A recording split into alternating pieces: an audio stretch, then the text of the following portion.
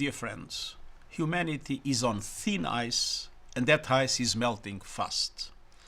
As today's report of the Intergovernmental Panel on Climate Change, IPCC, details, humans are responsible for virtually all global heating over the last 200 years. The rate of temperature rise in the last half-century is the highest in 2,000 years. Concentrations of carbon dioxide are at their highest in at least 2 million years. The climate time bomb is ticking. But today's IPCC report is a how-to guide to defuse the climate time bomb. It is a survival guide for humanity. As it shows, the 1.5 degree limit is achievable, but it will take a quantum leap in climate action. This report is a clarion call to massively fast-track climate efforts by every country and every sector and on every time frame. In short, our world needs climate action on all fronts, everything, everywhere, all at once. I have proposed to the G20 a Climate Solidarity Pact in which all big emitters make extra efforts to cut emissions and wealthier countries mobilize financial and technical resources to support emerging economies in a common effort to keep 1.5 degrees alive. Today, I am presenting a plan to supercharge efforts to achieve this Climate Solidarity Pact through an all-hands-on-deck acceleration agenda. It starts with parties immediately hitting the fast-forward button on their net zero deadlines to get to global net zero by 2050, in line with the principle of common but differentiated responsibilities and respective capabilities in light of different national circumstances. Specifically, leaders of developed countries must commit to reaching net zero as close as possible to 2040, the limit they should all aim to respect. This can be done. Some have already set a target as early as 2035.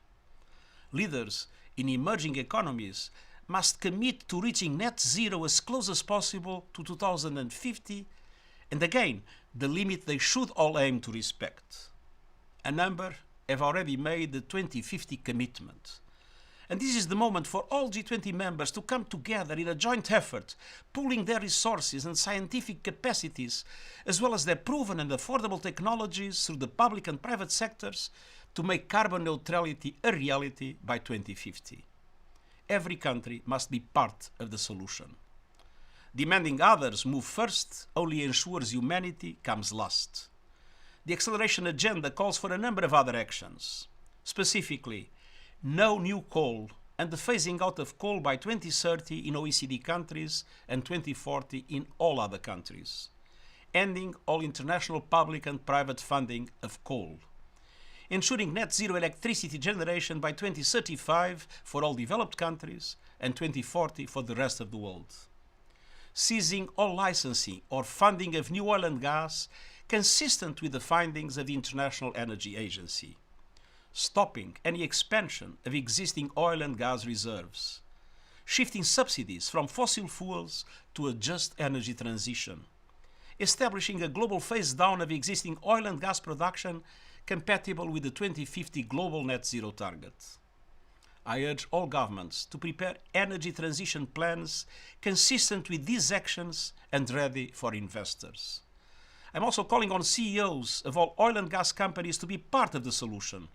They should present credible, comprehensive and detailed transition plans in line with the recommendations of my high-level expert group on net zero pledges. And these plans must clearly detail actual emission cuts for 2025 and 2030 and efforts to change business models to phase out fossil fuels and scale up renewable energy.